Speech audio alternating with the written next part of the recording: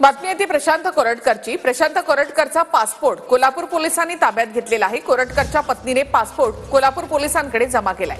तर प्रशांत कोरटकर दुबई नव्हे तर चंद्रपूरमध्येच आहे अशी माहिती आहे। चंद्रपूरमधील कोरटकरचं सीसीटीव्ही फुटेज कोल्हापूर पोलिसांच्या हाती आहे। कोरटकर दुबईत नव्हे तर महाराष्ट्रातच, चंद्रपुरातील सीसीटीव्ही पोलिसांच्या हाती।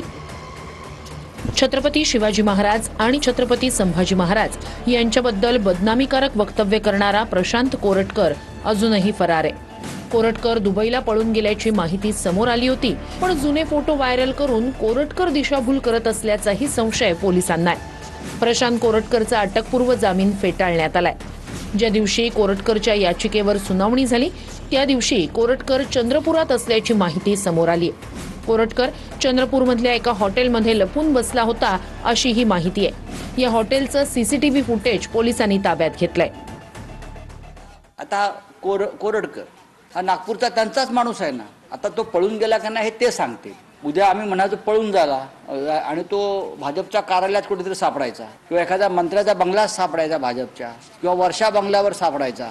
काही होऊ शकतं, भारतीय जनता पक्षाच्या राजवटीमध्ये काही होऊ शकतं। खरोखर हा कोरटकर पळून गेला असेल तर गृह खात्याच्या मदतीशिवाय तो हे पलायन करू शकत नाही। तर त्यांनी तुम्ही जाऊन बघा आणि ते असतील तर घेऊन या ना, चला ना। तर त्यांनी तुम्ही जाऊन बघा आणि ते असतील तर घेऊन या ना, चला ना। देवेंद्र फडणवीस सरकारने एक योजना सुरू केली आहे, महाराजांचा अपमान करा आणि सुरक्षा मिळवा। पोलीस घराच्या समोर उभे राहिले आणि मागच्या दारातून हा पहिले पळून गेले।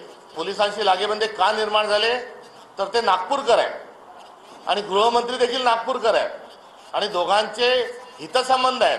कायद्याचं संरक्षण नसताना, गुन्हे दाखल झालेले असताना एखादा चिल्लर माणूस पोलिसांच्या हातावर तुरी देऊन जर खरंच गेला असेल तर हे संपूर्ण गृह खात्याचं अपयश आहे असं आपण म्हटलं पाहिजे। माझा आणि त्या कोरटकरचा कधीच आयुष्यात संबंध आलेला नव्हता। मग माझा दूरध्वनी क्रमांक, माझा मोबाईल त्याला कुणी दिला हा सुद्धा एक तपासण्याचा भाग आहे ना। मग तो कुणी दिला, त्याच्या मोबाईलमधले जे काही कम्युनिकेशन्स आहेत ते तपासायला आतापर्यंत पाहिजे होते। महिनाभर झालं हे होत नाही आहे। मला एक शंका आहे की कुठली तरी यंत्रणा आहे की जी या व्यक्तीला वाचवण्याचा प्रयत्न करत आहे। बिनधास्त फिरतो तो, सोलापूरकर असेल, कोरटकर असेल, ही पिलावळ कुणाची? हे सत्तेबरोबर असणारी पिलावळ नेहमी महाराजांचा अवमान करत असतात। ज्याने महाराजांचा अपमान केला खरं तर त्याची जीभ छाटली पाहिजे। हे चुकीचं वक्तव्य आहे, कारण प्रशांत यांनी जे वक्तव्य छत्रपती शिवाजी महाराजांच्या विरोधात केलेलं आहे तो महाराष्ट्रातले 13 कोटी 15 कोटीची जनता आहे, कुणालाही सहन होण्यासारखं नाही आहे।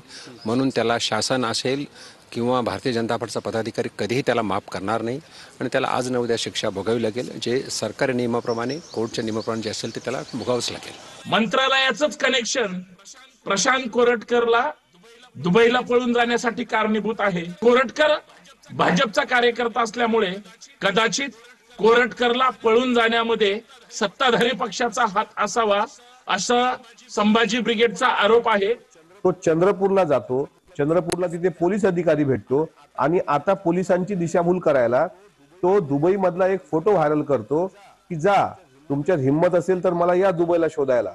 पण मी चॅलेंज देऊन सांगतो तो दुबईत पळून गेलेला नाही। पोलिसांची दिशाभूल करण्याकरता त्यांनी तो फोटो जाणीवपूर्वक व्हायरल केलेला आहे। भर चौकात त्याच्या पार्श्वभागावर फटके देत त्याला तुरुंगात डांबलं पाहिजे असं माझं ठाम मत आहे। सोयरा आहे ना, सरकारचा सोयरा आहे ना तो, त्याच्यामुळे सापडणार नाही ना।